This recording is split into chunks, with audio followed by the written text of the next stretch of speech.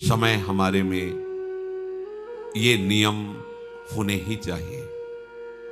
प्रभु में अटल विश्वास, भजन में दृढ़ता। ये भगवत दर्शन कराने की बात है। कैसे भगवत दर्शन होंगे? प्रभु में अटल विश्वास। अब इस अटल विश्वास को समझ लीजिए, जो टल ना सके ऐसा विश्वास। भजन मार्ग में चल रहे हम, भारी प्रतिकूलता, निंदा, अपमान, रोग से ग्रसित शरीर, कोई साथ देने क्या, पर तुम्हारा विश्वास प्रभु से नहीं टलना चाहिए। अटल, बट विश्वास अटल निज धर्मा। अटल विश्वास को बरगद के पेड़ की उपमा से कह रहे हैं कि कैसा, जैसे बरगद का पेड़ है तो थोड़ी इधर जड़ कमजोर हुई तो डाल से जड़ निकल कर लग गई, हिलने नहीं देगी, बड़ा भारी दूर तक उसकी डालें फैल गई, जगह जगह जड़। ऐसा नहीं कि वो अगर जड़ भी काट दो तो उसकी इतनी जड़ें फैल गई कि नष्ट नहीं हो सकता। बट विश्वास अचल निज धर्मा। अपने धर्म में अचल और अपने आराध्य देव में अटल। देखो ना, अंदर देखो आप, भगवत दर्शन करने की लालसा प्राप्त करने के लिए आराध्य देव में अटल विश्वास और भजन में दृढ़ता। कैसी भी परिस्थिति हो, पूज्य श्री राधा बाबा, इन महापुरुषों की भजन दृढ़ता देखो। अनुष्ठान कर रहे हैं, अंग टूट गया है, नहीं रुकना, वैसे ही बैठा लो मुझे आसन पे। भजन नहीं, नियम नहीं टूटने वाला। कैसी दृढ़ता है। लिया नियम परिक्रमा भाव गिरिराज की, वही गीता वाटिका, नहीं चल पा रहे, पालकी में बैठा लो, चलो ले चलो। जो नियम, जो भजन की दृढ़ता, उस पर फर्क नहीं पड़ना चाहिए। दूसरा, हम जिसका भजन कर रहे हैं वो हमारे भजन को देख रहा है। बड़ा सुख मिलेगा आपको जब ये बात आप लाओगे। हम वाणी गायन कर रहे हैं, हमारे प्रियालाल सुन रहे हैं, हम भजन कर रहे हैं, हमारे प्रियालाल देख रहे हैं। तो हम कोई भी कार्य ऐसा ना करें जो प्रियालाल के सामने नहीं करना चाहिए। देखो आप बच जाओगे। दूसरा है भगवत दर्शन करने वाले उपासक का नियम, हम जिसका भजन कर रहे हैं वो उपास्य देव हमें देख रहा है। उनको सामने देखते हुए भजन करो। प्रिया प्रीतम देख रहे हैं, उनका प्रिया प्रीतम देख रहे हैं, हम उनकी लीला गाएं। प्रिया प्रीतम ही बैठे, हम उनकी सेवा कर रहे हैं और पक्का विश्वास वो मुझे मिलेंगे। पक्का विश्वास वो मुझे मिले। और मेरे आराध्य देव से बढ़कर के अनंत ब्रह्मांडों में कोई नहीं है। ये दो बातें। तीसरी, जो गुरु जी ने भजन दिया है, मंत्र दिया है, उस पर विश्वास। उससे बड़ा कोई मंत्र, कोई साधन नहीं है। ये तीसरी बात बताई। हमें नाम मंत्र भजन उसी में दृढ़ होना जो गुरुदेव ने दिया है। चौथी बात, जिसका हम भजन कर रहे हैं सिर्फ उसी की प्राप्ति के लिए भजन है। बीच में मिलावट कुछ नहीं होनी चाहिए, ये वो मांग नहीं होनी चाहिए। जिसका भजन कर रहे हैं उसी की प्राप्ति के लिए भजन हो रहा है। बीच में किसी दूसरे विषय की मांग, किसी परिस्थिति की मांग, तो फिर ये लालसा उत्कट नहीं प्रकट हो पाएगी भगवत दर्शन की। पांचवा, जिसका नाम जप कर रहे हैं उसके रूप को आंखों में लाने की चेष्टा करना, भाव करना। चेष्टा लिखा है, वो तो स्वयं आएंगे कृपा करके, पर हम चेष्टा तो कर सकते हैं ना, ध्यान की चेष्टा तो कर सकते हैं। कैसे राधा वल्लभ लाल जी, कैसे बिहारी जी, हम इन्हीं की ध्यान। यही है प्रिया प्रीतम का मिलित स्वरूप। जब प्रकाशित करेंगे तो कोटि कोटि काम लावण्य बिहारी, यही है। ये अपना रूप प्रकाशित कर देंगे। मन से उनके रूप का चिंतन, वाणी के द्वारा गुरु प्रदत्त नाम मंत्र का जप, ये दोनों साथ चलने चाहिए। छठा, प्रभु के भजन करते हुए किसी दूसरे उपासना के उपासक, किसी दूसरे मार्ग के भजनानंदी की अवज्ञा, निंदा, हे भाव, तिरस्कार भाव, ये बिल्कुल नहीं होना चाहिए कि हम तो सर्वोपरि निकुंज उपासक हैं, ये तो क्या गए। आपके अंदर उत्कट लालसा नहीं जगेगी। ये बहुत सूक्ष्म बात है। किसी भी उपासक की, किसी भी संप्रदाय की, किसी भी उपासना की निंदा नहीं, अवज्ञा नहीं, तिरस्कार नहीं। हम जो प्रभु का नाम ले रहे हैं, उन्हीं के सब नाम हैं, उन्हीं की सब उपासना, सबको प्रणाम। हमको अपनी उपासना सर्वोपरि मान करके करना है, पर दूसरे का अपमान, दूसरे की निंदा, दूसरे का तिरस्कार, दूसरे को लघु समझना, ये नहीं। अपने इष्ट में आसक्त होना, दूसरे का विरोध ना करना, इससे आपके हृदय में उत्कृष्ट लालसा का जागरण हो जाएगा।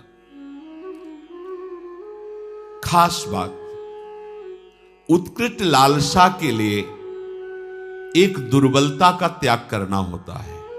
यह हर उपासक के हृदय में होती, किसी एक की बात नहीं। प्रायः हर उपासक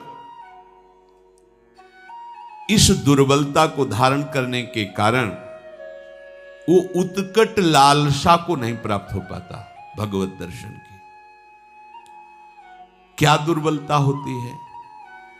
अपने गुरुदेव की दी हुई मंत्र और उपासना में अपनी बात मिलाना।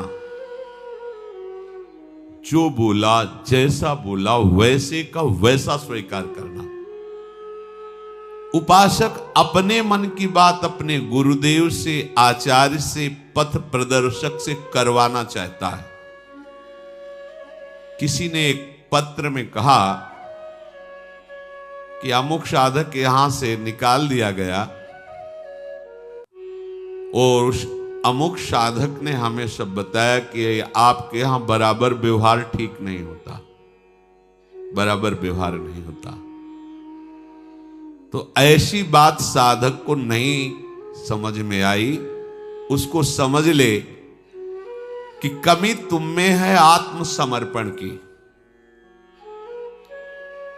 तुम्हारी बुद्धि समर्पित नहीं हुई, इसलिए दोष दर्शन कर रही है। गुरु पथ प्रदर्शक जिस साधक को जैसा उचित समझता है वैसे ही साधन का आदेश करता है और उसी साधन से सबको वही वस्तु प्राप्त होगी, पर साधन सबका गुरु निर्दिष्ट होगा। आपको सबको एक जैसा नहीं। जैसे रोगी डॉक्टर या वैद्य से कहे कि हमको तुम ये वाली दवा दीजिए और ये वाला पेय दीजिए, और देखो हमारे ऊपर तुम ये नहीं लगाओगे कि ये नहीं खाना, ये नहीं खाना, ये नहीं खाना, तो क्या रोगी कभी ठीक हो सकता है क्या? उसी प्रकार शिष्य साधन सत्य मार्ग में चलने वाले उपासक को गुरु उसके स्वभाव को, उसकी स्थिति को देखकर उसके लिए मार्ग निर्देश करता है। वो परम सत्य है, क्योंकि गुरु जानते हैं कि इस स्वभाव का साधक इस स्वभाव से ऐसी साधना करने पर उसी सिद्धि को प्राप्त होगा। गुरु ही उपयुक्त अधिकारी देख करके उपासना बताते हैं। वो तब तक शक्तिपात नहीं करते, शक्ति का आधान नहीं करते, जब तक शिष्य संपूर्णतया गुरु के अधीन नहीं हो जाता। शक्तिमान गुरुदेव शिष्य को जो अपनी आध्यात्मिक शक्ति देना चाहते हैं, जिसे शास्त्रीय भाषा में शक्तिपात कहते हैं, परम सामर्थ्यशाली गुरुदेव उसे तब तक नहीं देंगे जब तक उस शक्ति को रखने की योग्यता नहीं आएगी, पात्रता नहीं आएगी, अधिकार नहीं आएगा। जिस उपासक में उनकी ऊर्जा शक्ति को धारण करने की सामर्थ्य नहीं आई है, यदि वो उसे शक्तिपात कर दे तो उनकी शक्ति व्यर्थ हो जाएगी या वो उपासक नष्ट हो जाएगा। उन्मत्त होकर, मतवाला होकर गलत मार्ग का अनुसरण करके भ्रष्ट हो जाए, क्योंकि पावर मिल गया उसको। जैसे भगवान शिव से वृत्रासुर ने शक्ति पात करने की प्रार्थना की कि मैं जिस पर हाथ रख दूं भस्म हो जाए। तथास्तु, जगत गुरु शिव ने ऐसा ही कह दिया। उसने सोचा कि परीक्षा इन्हीं से शुरू करते हैं। उमा जी की तरफ दृष्टि गई, शुरू यहीं से कर। भागे। उस शक्ति का दुरुपयोग और उस शक्ति के द्वारा उसका नाश श्री हरि ने उल्टा उसी के ऊपर रखवा को भस्म कर दिया। भगवान शिव ने तांडव प्रारंभ किया तो बाणासुर अपनी ताल गति से उन्हें प्रसन्न कर, जा तेरे शास्त्र भुजाएं हो जाए। शक्तिपात की 1000 भुजा बलशाली, जिस पर्वत पर जाता टक्कर मारता उसकी भुजाओं का जोड़ कोई नहीं। भगवान शिव से ही आया और कहने लगा, गुरु अब इन भुजाओं की खुजली मिटाने वाला त्रिभुवन में कोई नहीं, आओ आप ही हमसे 2-2 हाथ कर। हंस पड़े, उनका आ जाएगा कोई 2-2 हाथ करने वाला। भगवान ने सुदर्शन चक्र से उसी शक्ति को नष्ट किया। इसलिए गुरुजन स्वभाव के अनुसार उस सिद्धि को प्राप्त करने के लिए उसे मार्ग देते हैं। शक्तिपात तभी होता है जब सर्वतोभावेन मन वचन कर्म से वो अपने गुरुदेव के अधीन हो जाता है, जिसकी बुद्धि नहीं रह जाती है। जब तक आपकी बुद्धि काम करे, क्यों मैं हूं, इसमें ऐसे कर लिया जाए, वैसे कर, तब नहीं। जैसा का वैसा, जिसको जो अधिकार गुरु ने दिया है, जो क्रिया दी है, जो जप दिया है, उसी के अनुसार बिल्कुल चलो, उसी प्रकार चलो जैसा कहा है। सबको समान उपदेश नहीं दिया जा सकता, सबके साथ समान व्यवहार भी नहीं हो सकता। समझिए, प्यार आंतरिक गुरुदेव का सबके प्रति समान है। सबको समान रूप से आप ऐसा सब करें, नहीं हो सकता। अलग अलग प्रक्रिया है, सबको समान रूप से आदेश नहीं दिया जा सकता।